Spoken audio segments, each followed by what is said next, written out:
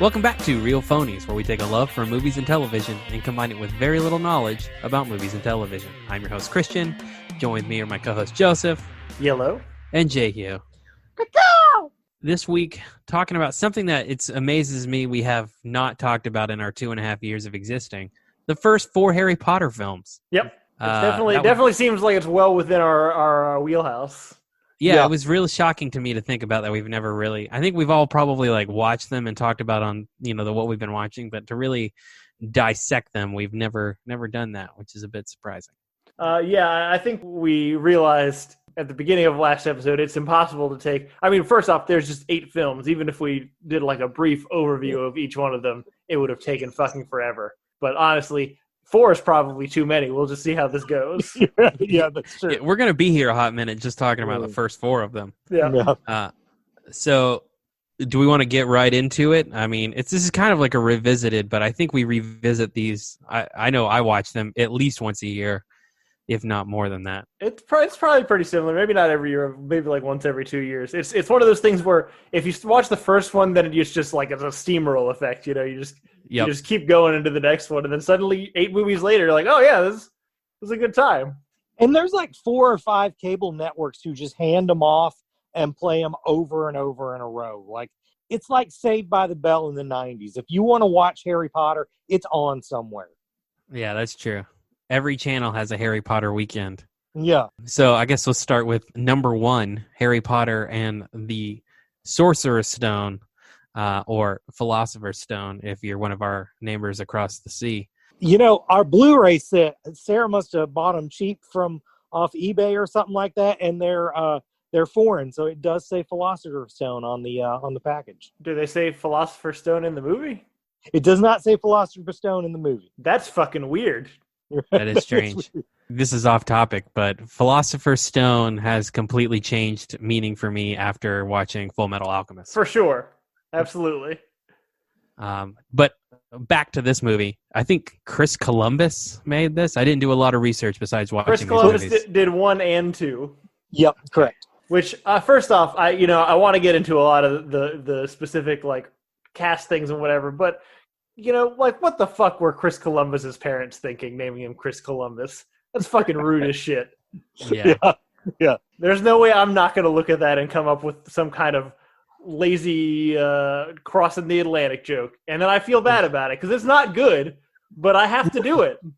Right. I wonder if it was a Hollywood name. Maybe he wasn't born that way. Maybe he chose that name. I'm gonna look it up while we're doing this. It definitely is something that probably when he got it, it seemed like a cool name that would inspires people to like him. And now different times it's kind of a dark name. Indeed. Yeah. I do think he was kind of... Go ahead. Oh, okay. So it is his parents' fault. Yep. I do think he's a good choice for these films, at least to begin with, because he kind of has made his name on this weird mix of kids' movies that really adults still get into. I think The Goonies is a really good model of the type of movie he makes. It's just this fun kid action adventure. And I think that suits Harry Potter pretty well. He definitely does. I never thought of it at this moment, but his genre is kind of children who don't have a problem with trying to murder you. That's true. Yeah. And his use of practical effects, I think, plays really well in these early films. Agreed. And I think that's something that gets capitalized on in some of the later stuff we're going to talk about. But it's I think there's a lot of things that were impressive right out the gate here that paved the way for success for the later films. And yeah, I think for all the ways that I think you could have done, magic, Harry Potter magic on screen, especially in 2001? Yeah, really early. I think he does a really good job of capturing the feeling that I think that you're going for, the same kind of feeling that you get about the magic when you read the books. I got to say, I came into this thinking that you guys were going to rail on Chris Columbus and I was going to be his only defender. So I kind of don't have anything to say now that you guys are kind of on board as well. Well, I will say I think number 2 takes a step forward all across the board. Right. And I don't want to move on to that, but I do think the first one is kind of figuring it out. and then the second one is really okay. This is the formula, and I think that's true not just from his directing perspective, but from the acting and writing as well. Right. Right. But I think it was almost an impossible task to adapt this insanely popular property. And he does a pretty good job. It may not be, I don't know if Sorcerer's Stone is a home run, but I'd give it a solid double or a triple. Like, it does a pretty good job. Well, and I mean, particularly since these first two, J.K. Rowling's was really adamant that you don't change anything, you include everything. That's hard to do when he's also trying to make a kids movie, but this is like a 2.5-hour kids movie. You know? For sure.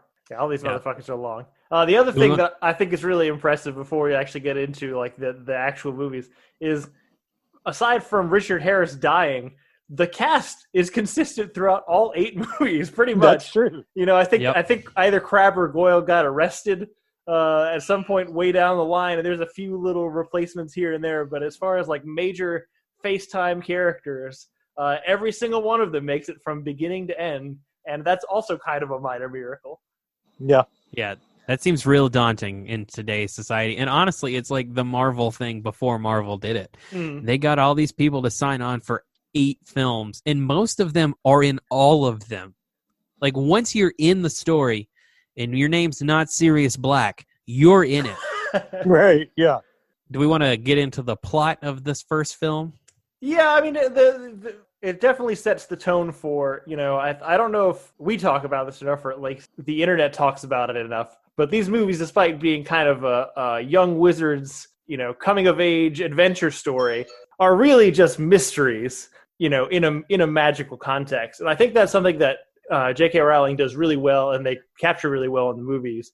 I think part of the reason that the mysteries play so well, one, it's not like the forefront. Again, you're kind of thinking it's like a young adventure story, but really the structure is much more akin to a mystery story.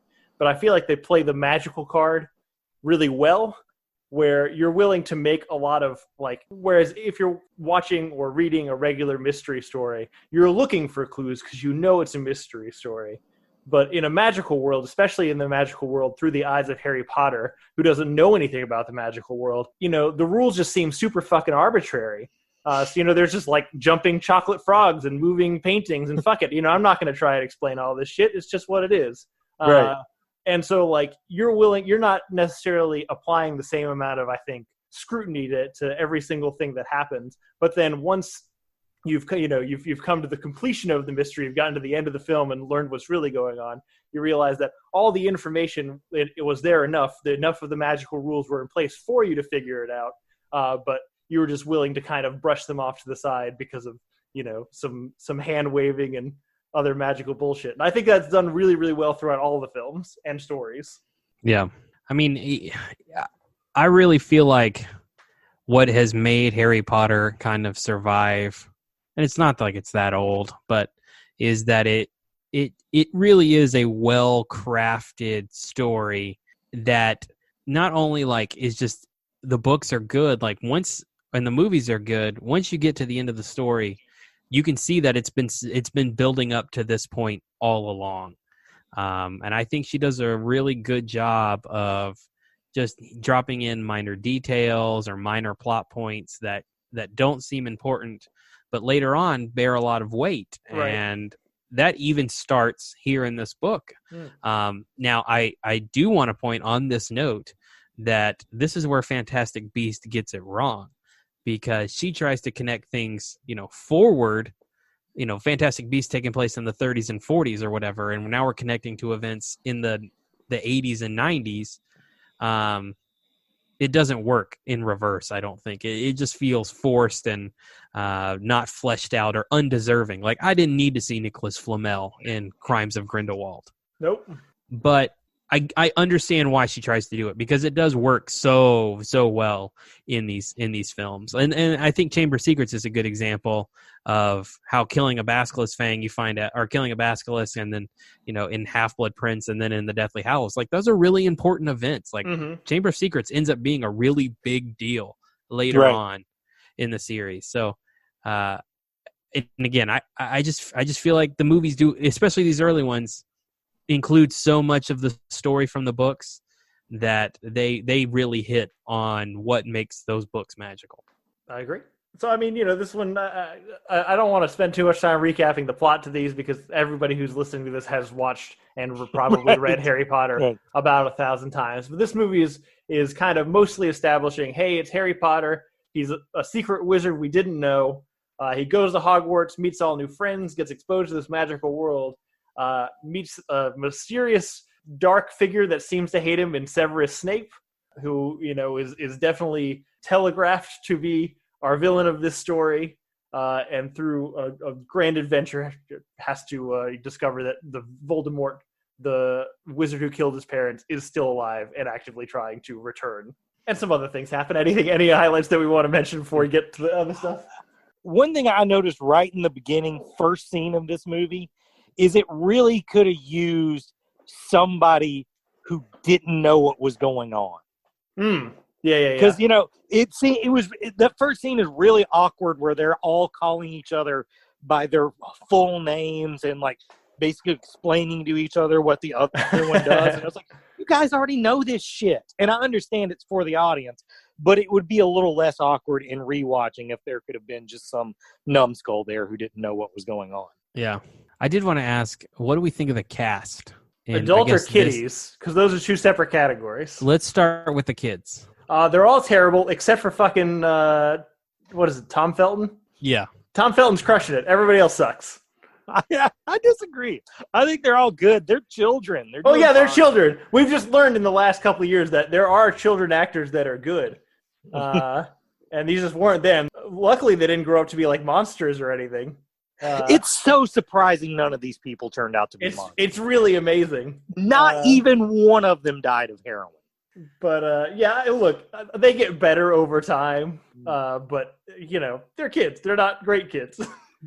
Yeah, I think they're all pretty rough, and the kids are all pretty rough in this first film. I think they get better as it goes, but I still stand by my opinion that Daniel Radcliffe, worst part of the Harry Potter series, ends up being the best kid actor to come out of all of them. Ironically, yeah, I like him better in the later ones. But one issue I have with the kids that isn't really an acting issue, is just kind of a way they altered the story. Is that it seems like in the books, Ron was portrayed more as the magic insider, and he'd be like the guy when the stairs started moving, and he'd be like, chill, the fucking stairs move. That's just a thing that happens. And he doesn't do any of that in this, so he's kind of just a blundering idiot the whole fucking time. Ron is insufferable in the movies. Except for the fact that he knows how to play chess at the end. He could have done the whole fucking thing without him. No, that's very fair. What about the adults? What do we think of the adults in the movie? Well, you guys might guess that I am contractually obliged to say that Severus Snape is fucking awesome. And I mean, you'd be contractually right. So there's nothing wrong with that statement. I think everybody's good in this. Obviously Quirrell's kind of a one and done thing, but he's I guess good for what he is. I like the Dursleys. I like all the professors, and I know people have strong feelings about the Richard Harris, Michael Gambon thing, and obviously I'm not saying Richard Harris should have died, but I feel like kind of where it happened, maybe a little later, kind of fits to the different kind of Dumbledores that you might get to perceive in the movies. He definitely only gets to play the like warm, fuzzy uncle version of him, right? Which is the version that if it's young Harry Potter, that's the version that he'd see. That's the one he would perceive. Right. I have the controversial opinion that he died at the right time. I mean, there's no good way to say that. But I was going to wait till we got to the third movie to actually say that. But I think the exact same thing. I know a lot of people are like, "Oh, Michael Gambon's terrible," and I just don't. I don't think that. I think Dumbledore in these first two books is who Richard Harris plays him to be. I just don't know that's who Dumbledore continues to be. Right. And at Richard Harris's age at the time, like kind of soft, fun grandpa is the right thing for him to do. Right. And so I think he's pretty good in this. Overall, I really like this movie. I think it has some struggles. Maybe now, it just seems like the jump up in technology between 1 and 2 was real. I don't know. a wide gap because this one Maybe. looks old. This one Yeah. looks old to me. Some of the special effects look like PlayStation 2. Okay, Yeah. no, that's fair. I'm not a big fan of the Basilisk in 2, but we'll get to that. But yeah, I also think like I said, I think this one and all the things that it gets right, either by intention or by accident, pave the way for the success of the rest of the series. And even though it is the most kiddie one, it's the most directed for kids. It's still a pretty fun time on any number of rewatches. Do you want to move on to 2? Let's do 2. Chamber of Secrets, baby. This one's got Kenneth Branagh in it. It sure does. And it might be patient zero for the end credit stinger, or at least the modern version of the end credit stinger. Is there an end credits stinger in this There movie? is. It doesn't pay off as well, and now that I've brought it up, I can't even remember what it fucking is. Well, that's but a bummer. it's something to do with Kenneth Branagh. I think it's just him being brain dead or some shit. No, I think now you're that you right. say it, that sounds right. I think I did see that. But it's so dumb, I forgot about it. Right. I really like this movie. This is also one of my favorite of the books too. Well, this one was my favorite one for a long time. Well, it's ironic to me that both of you guys say that because I think, by and large, in the memories of Harry Potter fans, this is not one of the better remembered ones. But I also think it's a lot better than people give it credit for. It's one that I have grown to appreciate more as I've gotten older. And like I said, I've grown to appreciate now that I've reread the books several times and watched the movies 100 times. Like, I think Chamber of Secrets is really important. It's probably more important than Sorcerer's Stone. And I think it really holds up. I think taking Hermione out of the situation, great call. Agreed. I definitely think it was like the first one was just setting you up to the world, but this one was basically like, okay, now we know we're going to get to tell our whole thing, so let's start setting up for the whole series. Yep. I'm not going to lie to you. I would have loved to see them do the same thing they do in a later film, just because I want somebody to prove to me that Ron and Harry can survive without Hermione. They've done it once, but this is still pretty early on. The stakes were relatively low. Yeah, I mean, that is true. The stakes are low, but like, you have a possessed girl going around trying to kill people. Like, those are pretty big stakes. Yeah. And there's a giant snake that's going to eat you and murder you or turn you to stone and kill you or whatever. So, right. I guess there are some stakes. And if it doesn't, the giant spider in the woods will. Yeah, fucking Aragog. What a shitty friend. I will not eat Hagrid's friends, but my children will. Right. That's some bullshit right there. Yeah. It does a lot of the same things. We establish some new characters. We got Kenneth Branagh, we got Dobby, and we got Lucius Malfoy. Played by the great Jason Isaacs. God, he's so great at this. Yeah. This might be the best casting in the whole fucking series. Which is so good. He's really good. Yeah.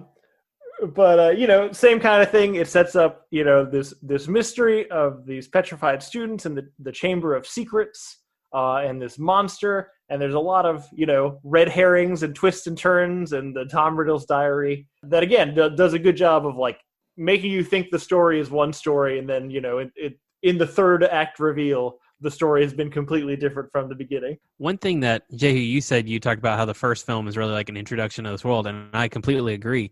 But now thinking about it, this is like a really lore-heavy film. Yeah. No, it is. That's true, yeah.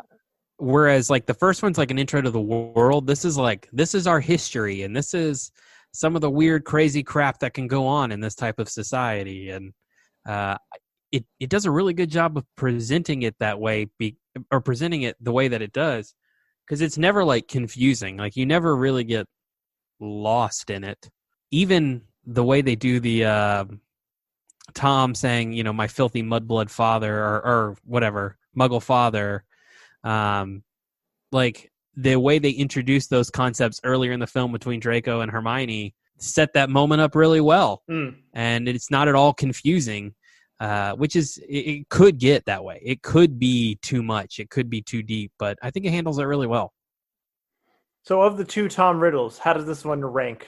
I like this one more than I like the one from the later. Fundamentally disagree. The Half-Blood Prince. I can't really say I have a preference. I just want to know why the Half-Blood Prince one is so short. Okay, that's fair. I just feel like this guy like telegraphs evil while like trying to pretend to not be evil, whereas the other guy telegraphs evil but is just like trying to intimidate you with his evil. This guy looks like a guy who would get rid of his nose for a snake nose. I mean, that's fair. That's a weird thing to say, but it's I see where you're coming from on it. It only applies to this one character. Yeah. I will say, just jumping right to the end, the whole blinding of the basilisk is pretty fucking gruesome for a kids movie. Yeah. Yeah, that like I said, I think this movie is heavier than people give it credit for. Yeah. But presents it in such a nice package that we feel like we can show our children. Yeah, that's true. Is there anything else we wanted to hit on before we move on to 3? Trying to think. I think the only thing I'd like to hit on is just another compliment for Chris Columbus, because I think he gets railed on a lot of these first 2 movies are bad because of him and stuff. And obviously none of us agree with that. But I think one of the things he does really well is he does the bits of making Hogwarts seem like a place you want to be. Like a warm, friendly, inviting place. Whereas after this, you don't really see a lot of that. So that's another good thing. It's good that it's established early in these 2. I mean, to be fair, every single year they go to Hogwarts, somebody tries to kill them. So it's kind of like a fool me once, fool me twice. All right, you're not going to fool me 3 times. Maybe public school isn't that bad. Maybe it's not. At some point between the making of this, or the release of this film and the making of the next film, somebody thought, this shit's like Halloween. Right. And then the whole aesthetic became Halloween. Yeah. But I think you're right. At this time, if I'm comparing it to holidays, it's still Hogwarts still kind of feels like Christmas. It does. Yeah, totally. Absolutely. Yeah. Oh, one other thing I want to touch on before you leave this one. At the end of this movie, when Harry secretly gives Dobby his freedom, Lucius Malfoy is 100% trying to cast the death curse on him, on Harry.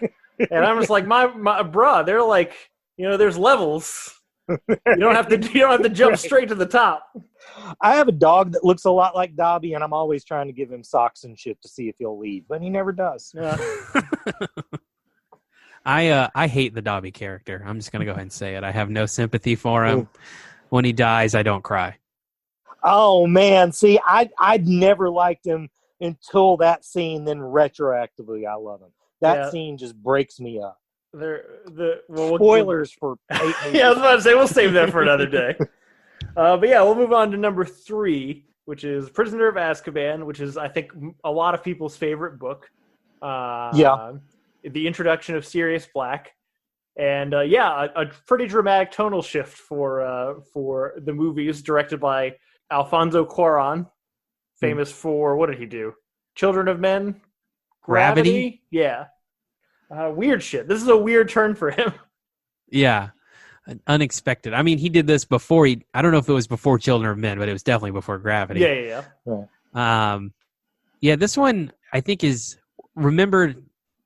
I mean, I really like this film and I really like this book, but I think one of the big draws is it's the most self-contained story of all of them. Like in this one, Voldemort does not make any attempt to kill Harry's life. This is the only one Voldemort really plays no part in, except as part of history. So this one's just a fun little side quest where we get introduced to the coolest, the 2 coolest, because you also get Remus Lupin characters in all of Harry Potter.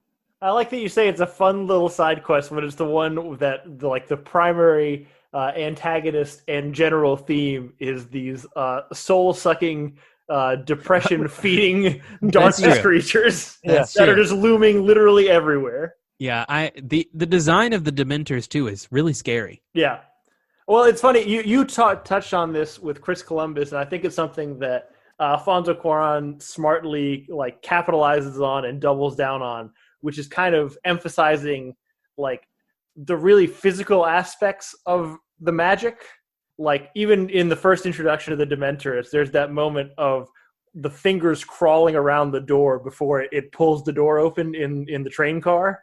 that like it's like spine tingling. That shit is like gets you. But in general, like he just does such a good job of like, any of the things that the spells might do, like open doors or pick things up. Like there's a focus on the very mechanical aspects that, I feel like to our semi-logical brains, it's like, oh yeah, no, I see how this works. This makes sense to me. And really like immerses you further into this world. Have either of you guys ever been to Universal Studios and been to the Hogwarts stuff? No, I have not. Sarah's been a billion times, but I've never. Man, one of the coolest things is between Diagon Alley and Hogsmeade, you can take the Hogwarts Express, and it's like kind of like a ride.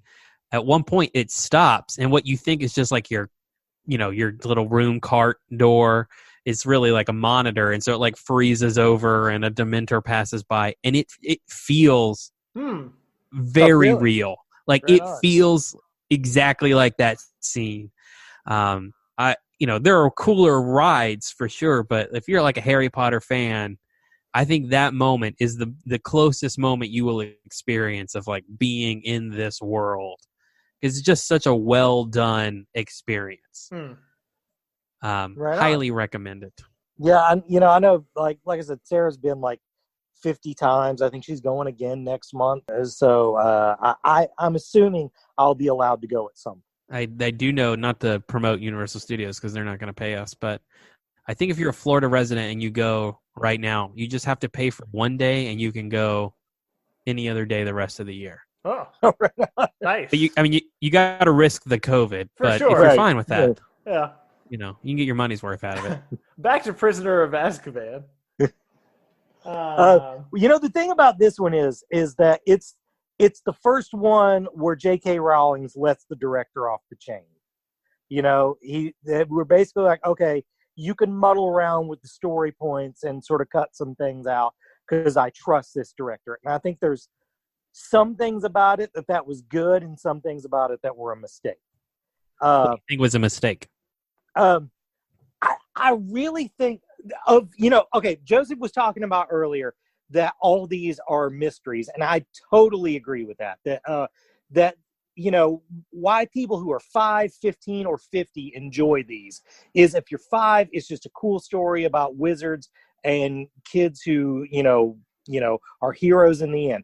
But if you're older, they're really good mysteries, and they're the kind of mysteries that, like, when the twist happens, you're like, oh shit, I should have been able to solve that. All the pieces were there. And this book is the best one for that, but the movie doesn't land it. When the twist happens in the movie, it's who gives a shit. I wasn't sure if that was me accurately reading it or if that was just me being jaded like Ian's gotten jaded and just shitty on any kind of time travel bullshit these days. Right. Because I also felt like as soon as we started the first time around, and obviously I know that like what the solution, what the end of the mystery is. I'm like, this feels real tenuously and bullshit.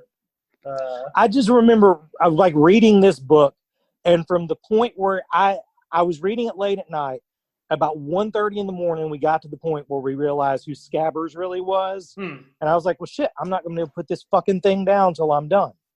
And I read the entire rest of the book over the night. So there was nothing, like, the movie just doesn't hit like that. Yeah, it doesn't earn the Peter Pettigrew reveal. Right. It doesn't do enough to establish. There's like one scene where Remus tells Harry about who Peter Pettigrew was, and then the scene in the hallway. And the book does a better job of really explaining why that's important. And I think one thing, Jehu, that the reason why, or one thing that the movie avoids, is the Marauders map. Like, we never get the history of the Marauders map in the film. Right. I also noticed that. I was about to say that, but I was going to use full-on geek voice for that. We never even find out who the Marauders map really belonged to. That shit. And that's important. Literally every other movie after that is like, well, maybe they'll clear up that shit in this movie, but they never do. I don't think they ever defined like the Padfoot prongs, any of those kind of things, but they use them in later movies. There is a thing with the later movies that I would genuinely like to talk to someone who's never read the books and see if they enjoy them as much as someone who has. But it's hard to find someone like that. It is, especially in our circles. Right. The good thing I think that this one brings to the table is this director said, hey, these robes are getting tired. Give these kids some chucks and hoodies. Yeah. I actually, that was one of the things I was curious about, because I know that you have a specific opinion about hair hurt. Mm-hmm. Is this best hair or worst hair? This one's like Midland hair. Okay. Best hair is coming up real soon. But this one's the first one that we're like, oh shit, well, you know what? We don't have to stick to exactly what these hairdos are in the books. We can make these kids look cool. I feel like everyone's, because apparently Quaron was like pretty much like wear whatever you're gonna wear like you would wear it if you were going to this school. And I feel like all those kids were like, well, I'm gonna take this bowl cut and just run my hair through it, and that's gonna be my haircut in this movie. Right. See, but I feel like that was very of the time. Like, maybe. When did this movie come out? 2005, 2006. I feel like that was very much, certainly Goblet of Fire. Those hairstyles are what teenagers were wearing at that time. Right. But I always kind of imagine it that they were supposed to wear the robes, and then they were just like walking the set carrying them, and Kieran's like, drop the fucking robes. Leave it. Right. Just wear that. Right. Like it was just an instinctual decision on the spot. They're walking the buckbeat scene, and he's like, fuck them robes. Right. Also, how often I didn't really piece it together in watching these individually, but Hagrid gets shit on a lot. Just like a lot in these stories. Yeah. I don't know if it's just like, you know, wrong place, wrong time. I don't know if it's like a half giant discrimination thing. I don't know if it's just like he's, you know, kind of simple seemingly. I don't know. But I feel like people pick on that motherfucker a lot as an adult. Yeah, no, tell me. Yeah, Dumbledore and these three kids are the only people who are civil to have. For sure. Well, he's so like pro Dumbledore, and I get because he's nice to him, but I would be like, bro, you're my boss. Like, stand the fuck up for me every once in a while. Right. I got 12-year-olds shitting on me. Can you say something? Right. Intervene. Shit. I guess he did. He had kids free his little hippogriff or whatever, but Right. you know. All right. And then not tell anybody about it. Well, that's a good point. And speaking of Dumbledore, this one's the movie that really starts the trend of all these movies would be so much easier if Dumbledore would just fucking tell Harry anything. Anything. Yeah. Just anything at all. It's always at the end, it's like, oh, I was trying to protect you. Oh, really? Well, I almost fucking died multiple times. You weren't doing a good job. Like, I feel like at least after 2 times, Dumbledore should have been like, you know what? This kid's probably going to get in the middle of this shit, so I should just go ahead and tell him what's up. I was just going to say, Prisoner of Azkaban is my favorite of these 4. It is not my favorite film, but it is my favorite of these I think it is objectively the best of the first 4. Even See, though I think I like 2 better. This one, like I said, I feel like this one was kind of growing pains movie, and it sort of almost overcorrected the issues with the first 2. It definitely sets the tone that I think we'll see continue for the rest of the series. I mean, totally. Once they do this movie, it's like, okay, this is the formula. This is what we do the rest of the way.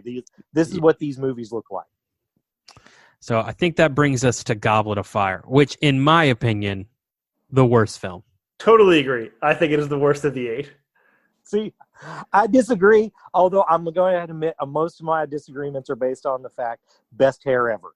Whatever story problems you're going to bring up, these kids look fucking great while they're doing it. They all look like they belong in a Monkees cover band. To me, they all look like they would be in a band of that time, like you said, or like if they in the middle of the movie stopped and what they were doing and started playing a Killer song, I'd be like, yeah, that makes sense. I'm not gonna lie, I'm not sure that wouldn't make this movie better. You know? Well, I mean. Why weren't there music videos with the Harry Potter movies? We did it for Spider-Man. We can do it for Harry Potter. Yeah, well, you give me a song as good as fucking Dashboard Confessionals Vindicated, and then for Harry Potter, and then we can talk. This movie has some more new introductions, and unlike other ones, these are one-offs. Like, you don't really see Victor Crumb again. Fleur comes back for like one scene. Yep. Right. And then of course, Mr. Vampire himself, Cedric Diggory. Yep. And he's okay in this movie. I mean, he's not asked to do a lot, but yes. Who knew that guy would be Batman? You know, right? He's not even in the top 5 people in this movie. I would have guessed would have been Batman. Well, now I have to ask who the other 5 people are. Okay, I may have just been talking bullshit at that point. Although, a fucking Snape as Batman movie, I would watch that.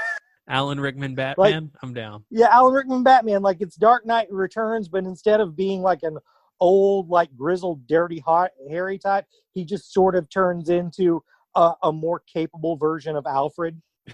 I like it.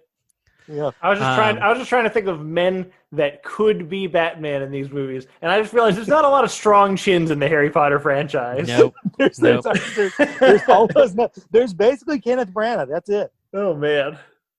David Tennant is in this movie. He sure is. That's true. For like 5 minutes. I have to throw in some Doctor Who trivia. The first Doctor Who episode with David Tennant was called The Parting of Ways, which is the last chapter of Goblet of Fire, which is the movie he's in. This movie I don't think Goblet of Fire is a great book, but there's just so much. There's no way to simplify that plot. And they try in this movie, and I just don't think it hits well. Yeah, I just think it's not quite as bad as like a Batman v Superman, but I just feel like most of the correct information is there, but there's not enough connectivity between scenes, and especially once we get like towards the end, like it doesn't feel like we're reaching the culmination of all the stuff we've been building up to the whole story. The end of the maze, the port key into the graveyard just feels like another random scene tacked onto the other scenes to me. I do think this movie ends really strong, though. I do think that cemetery scene is pretty dope. Ralph Fiennes is just such a great presence as Voldemort, though. For sure.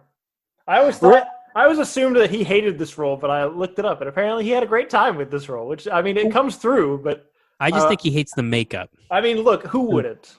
Yeah. I think he definitely realized, look, I've done a lot of things that have been awarded and lauded, but this is the shit that people are going to remember me for, so I better go for it. He's not wrong. Yeah. He is really good, though. He is very good. You guys dislike this one, but you guys haven't brought up, like, there's only one scene in this I truly fucking hate. And that's the Harry versus the dragon scene. And just because that scene is so cool in the book of, Harry is obviously clever and he's obviously a stand-up dude, but he doesn't do a lot of great wizarding. And that's one of the first scenes where you see where it's like, oh, well, that's what Harry's thing is with being a wizard. He did a clever thing with being a wizard, and how it's played out in the book is just so much better than in the movie, where it's just a 3-minute CGI chase that looks awful. I do think, to that point, one of the strengths of the book, it does a really good job of explaining how Harry becomes capable of completing his task, and how Barty Crouch Jr. as Mad-Eye Moody influences those things so much. Right. Whereas the twist basically comes out of nowhere in the movie. Like it doesn't feel earned to me in this movie. Right. Well, and particularly because you're not that attached to Mad-Eye at that point. No. Like in the book, you're sort of attached to him. And in the movie, it's like, oh, yeah, that guy's a bad guy. Who gives a shit? Yeah. Let's see. What else do I dislike about this film? I mean, this is not a new take, but the whole Triwizard Tournament is objectively a terrible spectator sport. It's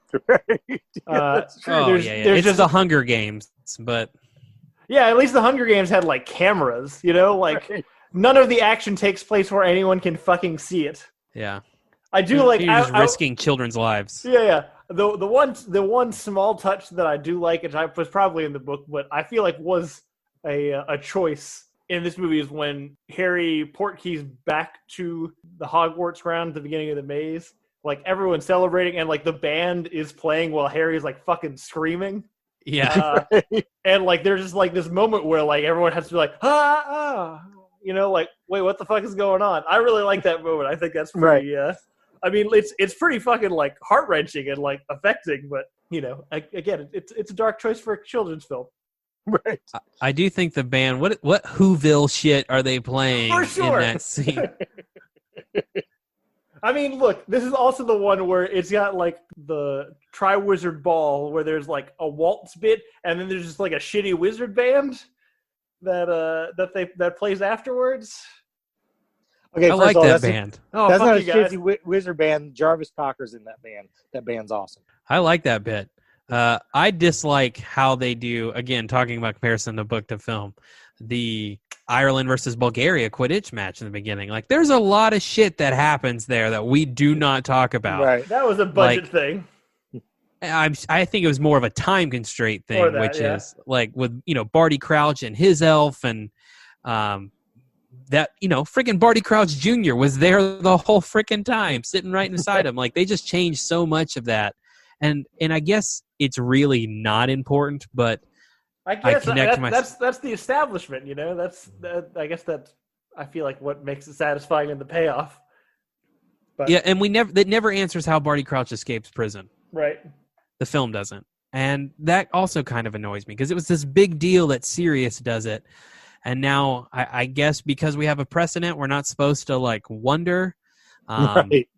But I don't know. I just feel like it really fails on establishing who Barty Crouch Jr. is and his plot throughout the movie and why it's so effective and why it works. Again, I don't think Goblet of Fire is a great book, but I think the Mad-Eye Moody switch and all that, I think it's earned much more, or it's much more well-developed in the book than it is in this film.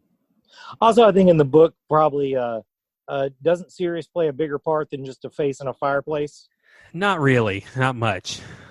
There's some letters. I know he's like up in a cave with Buckbeak kind of not far away, and he gives some tips, but I do think they only communicate through the fireplace maybe a couple more times than we see in the movie. Right on. But this one's my least favorite of the four. Agreed. I mean, I say all that to say this movie's still better than Transformers. The worst one of the series is still better than Transformers. Yeah. I've watched this movie 20 times. Think this is the worst of the entire series, but we'll get to that in the next episode. I'm excited to get to that because I'm interested to see which of the remaining four are on the chopping block for you. There's one of them that just enrages me, but we'll get to it when we get to it. Ooh, I'm so excited. I know. But yeah, I think that's about it. Is there anything else we wanted to hit on? Not with these. Sex in a Tent coming next week. I'm generally impressed. We actually did this in reasonable-ish time for us. We didn't feel the need to break it down scene by scene, which is normally our cardinal sin. That's probably the best. I just don't think there's anybody who hasn't seen these. We don't need to break them down scene by scene. That's kind of what I figured. But yeah, that's Harry Potter 1 through 4. So do we want to just complete the franchise next week? It's not like we have anything better planned. Yeah, that's fair. All right. Yeah, so 5 through 8 next week. But cool. What have we been watching this past week, guys? So I'm going to start with something that I watched 2 weeks ago, but totally forgot about. I don't know how long ago. It may have been a year ago. We did songs and like movies those songs are from. And Jehu brought up That Thing You Do. And Joseph and I had not seen it. I finally watched it. What did you think? Okay, I have two thoughts. And they sound negative, but they're really not. Okay. I will go the rest of my life and never listen to that song because, God, they play it a ton in that movie. The guy who wrote it said really that was the big challenge. He's like, I've got to write a song that you won't get tired of hearing 30 times in one movie. The other, I guess, critique, but I don't even really mean it. There's not really any plot to this movie. It's not like they got together, they broke up, and this is how they got back. It's just they got famous, and that's the end of the movie. Yeah, no, that's true. That is true. But, I mean, a lot of friggin' famous people in this film.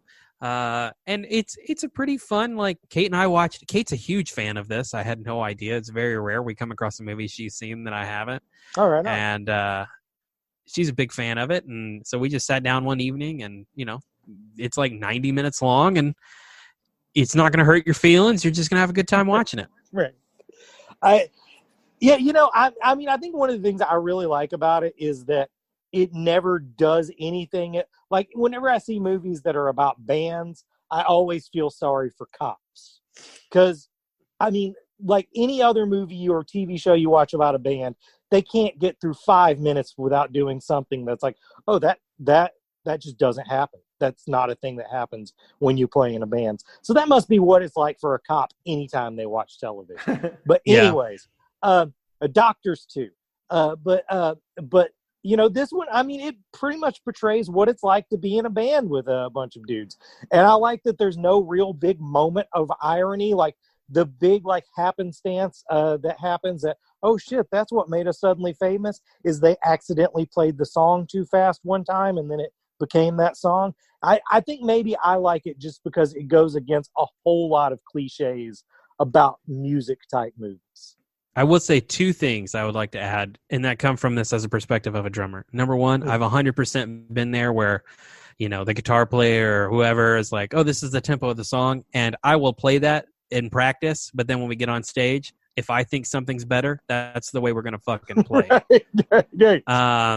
And there's nothing you can do about it. Number 2, for the most part, it looks like what they're doing is what they're playing. Like what I was hearing and what I was watching, at least from the drumming perspective, because there's a lot of shots on him as the drummer because he's kind of the main character. That makes sense. Like it all tracks. But yeah, I mean, I like this better than Transformers. I'd watch it again. Cool. I watched Birds of Prey, which I think has changed the name to Birds of Prey Harley Quinn. I'm so interested about this because I also attempted to watch Birds of Prey. Did you have to stop or did you want to stop? I look, I don't know if you guys know this about me, but like I can't like fall asleep during movies because I can't stop watching the screen. And I'm not generally a quitter, but like I made it 30 minutes into this piece of shit and I just could not watch another fucking second of it. I didn't hate it. I think it's. Oh my god! I don't think it's great, but I don't really have a problem with it. I will say, I think there's a lot of unnecessary things. Like I don't know why Huntress is in this movie at all. I don't even really know why Black Canary is in this movie at all. Like it could just be a Harley Quinn versus Black Mask movie. And I mean, it's pretty short, so I get maybe there's not a lot of room to cut the fat, but it did feel maybe a little unnecessary. I don't even want to say overcomplicated because it's not. It's just the first 30 minutes, which is the only bit that I watched. It felt super disjointed. It felt like it was going for a tone and like a fun kind of Suicide Squad-y vibe, but less on the murder, more on the fun, but it does not earn it. And it just felt like the most winding elevator pitch of like establishment of all of the shit that's going on, that I feel like it needed sharper eyes, more experienced hands probably on the director, and like fucking cut it way down. Like figure out what this fucking story is about before you try and tell the fucking story. See, I just don't. I don't get the Suicide impression at all. Suicide Squad impression from it. Especially, I think maybe in the first 30 minutes that's true because it does try to kind of feel like it takes place in the same universe. But as the movie goes on, it definitely separates itself from that. And it eventually just it kind of becomes like a Raid style, just but like zany and weird. It's like 5 chicks locked in a building and that building's being just overrun by goons and they just have to fight their way out. And while they're doing it, like, Harley's hitting people with a hammer and Huntress is shooting people through the throat with a bow and arrow, and they're all doing that to Ballroom Blitz. Like it just, that part is, it's pretty entertaining to me. Don't try to sell me shit on shit that appeals to me. I did like the only bit that I got to in the early bit is the police office or the police station raid where she just goes in there with the beanbag gun or whatever. And that, that was pretty good. So maybe it's just the action sequence. Maybe I should just skip the talkie bits. Yeah, that's kind of more the style of the rest of the movie after that. But I think what makes the movie, because I was more iffy on it until the ending. The way the black mass thing breaks down at the end, I fucking loved. I thought it was genius and hilarious. It kind of takes a while to get there, and I don't think the Roman you get in the movie is very comic accurate, but Ewan's hamming it up, and it's fun. And again, I think the way it ends is pretty entertaining. On HBO Max, which hasn't paid us yet, but hopefully they will one day. I have one more HBO Max thing, but I'm Of going to skip course. it and come back to it. I started Legend of Korra. I am like halfway through the second season. First season is fucking great. Yep. I really, really liked it. Both the world, the concept, all the characters. J.K. Simmons. Yes.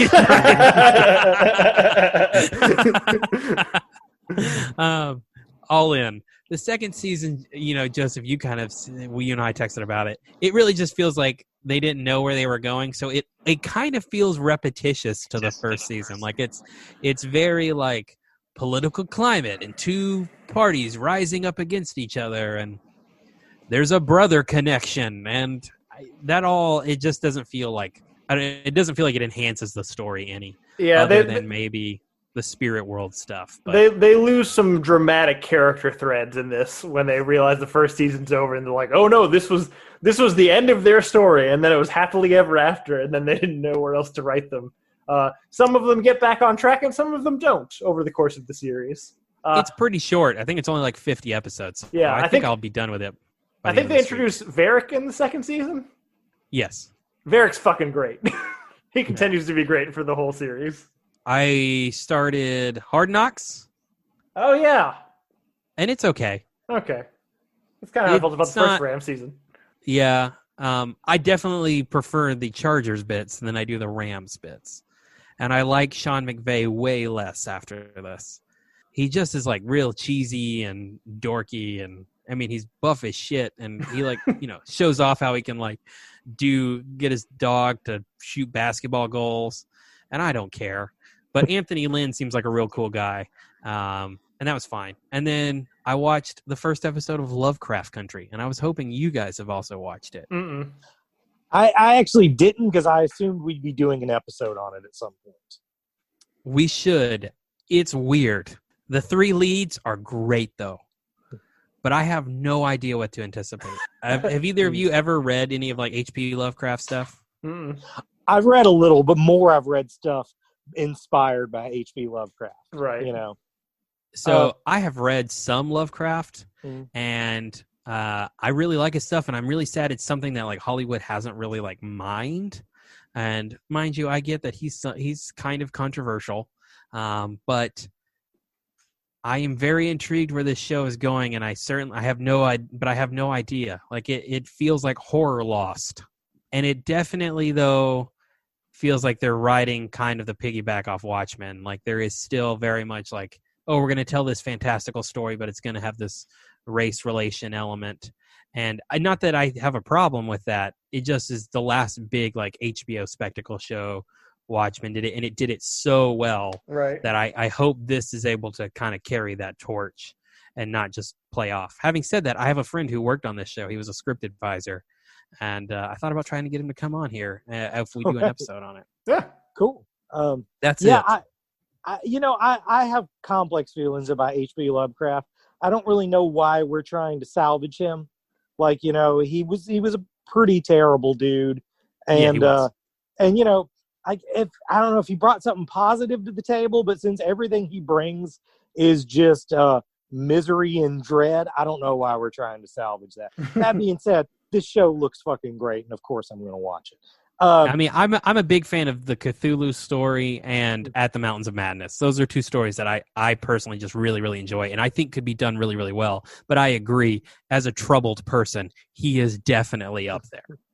Right. Yeah, and if anyone doesn't know what we're talking about, just Google H.P. Lovecraft's cat's name, and that'll answer all your questions. But also, just an aside, if I was ever going to do a TED Talk, it would be on either one of two subjects. one of which was Superman canonically did not have a mullet, and the other one being H.P. Lovecraft versus Jack Kirby. Those are my two. Those are my two areas of expertise. I won't get into either of them right now. But yeah, it's funny. I watched something like 3 weeks ago, and it got put off. And then I'll talk about it next week. And then next week was Gunsmoke, and I talked about Gunsmoke instead. And I was like, today I'll talk about what that thing I've been putting off, and I still can't remember what it was. So I guess I'll just talk about something I talked about a little last week, which was I finished the Umbrella Academy. And Christian brought up the thing that Lovecraft is sort of doing this thing where fantasy meets racial issues. And one of the things that I don't remember if Christian brought up or not when he talked about this is that Umbrella Academy tries to do that, and it probably would have been a lot better if it wasn't right after Watchmen. Like, it just seemed, it seemed like, oh, this is the shallow end of this. This is the kiddie pool version of this. It wasn't bad. It just looked bad in comparison. And I imagine, sandwiched in between it and Lovecraft Country, it's probably going to look even worse. I will say this, and to that point, you're absolutely right. And that's kind of my fear with the Lovecraft Country one. However, the Lovecraft Country one is very real and very brutal. I don't know if it just, like, Watchmen did such a good job of relaying those messages that I don't know. I don't think Umbrella Academy hits as well. And my fear is that Lovecraft Country won't, and I hope it does. But I didn't even make that connection, but you're dead on that Umbrella Academy kind of has continued this trend. Right. That said, overall, I like this show a lot better than Transformers. The guy who plays Klaus is great. I think we talked about it in the last episode. And the kid who plays Five is great. He's an asshole. He is such an asshole. But I keep waiting to find out that he's actually 36 years old, but he's actually really a teenager, which is fascinating. But that's all I got. Good show. Watch that. Fair enough. I didn't watch very much this week. I'm taking a week off my Ghibli watch because the wife wasn't here. So the one thing that I really watched besides 30 minutes of Harley Quinn or Birds of Prey or whatever the fuck we're calling it was the Venom knockoff Upgrade with Logan Marshall Green, who looks exactly like Tom Hardy. You know what? Pretty fun. It's fairly predictable. I don't feel like you're going to be surprised by a lot in the story, but I think it's like well put together. It's shot really well. The fight scenes in particular are a lot of fun, and I don't know. I think it was just a generally pretty fun time. That was like 100 minutes, which is in my wheelhouse. I prefer 90 or less, but I could do 100. That said, I can tell. I don't know if this is the reason, but I could tell from this movie why Logan Marshall Green wasn't the one who made it into Venom. Right on. But it is striking. A lot of the doppelgangers, like your Tobey Maguire's, Jake Gyllenhaal's, that kind of things. You just got to get the angle right. And that's when this guy. It's just all angles. They're really the same fucking person. Tom Hardy has a slightly wider face, but that's really about it. What's funny to me is I think Tom Hardy is the better actor, but for some reason I feel like Logan Marshall Green ends up choosing better movies. I mean, look, he was in Prometheus, so he's pretty good in Prometheus. What are you talking about? He's one of the better parts. That's not saying much, but all right. But no, Idris Elba great in that movie. Nobody is. But yeah, I think that's really it. Yeah, well, I mean, who had time to watch much when they had to watch 4 Harry Potter movies? Amen. Yeah. I ended up watching 5. So. But all right, cool. Well, that's it for this week. Join us next week as we finish up the Harry Potter franchise from 5 to 8, which is. Then we should do New Mutants. It's finally coming out in theaters. But who's going to go to a goddamn theater? If that movie's in the theater, nothing will stop me from going. Yeah. Oh my God. Fuck COVID. I will go. Yeah. Anyway, next week, Harry Potter 5 through 8. If you had any other thoughts on the first 4 Harry Potters, things that we may have overlooked, maybe you think Daniel Radcliffe's acting is really great the whole way through, You can reach us at realphonies@gmail.com or follow us on Facebook and Twitter at realphonies, or on Instagram at real_phonies. Again, please like, rate, and subscribe our podcast. I'm doing our thing out of order. It's messed up. I'm sorry. I'm sorry to the listeners. I'm sorry to you guys. Better be. Thanks to Zach Evans for art and Brian Velasquez for our theme. We'll see you guys next week. Later.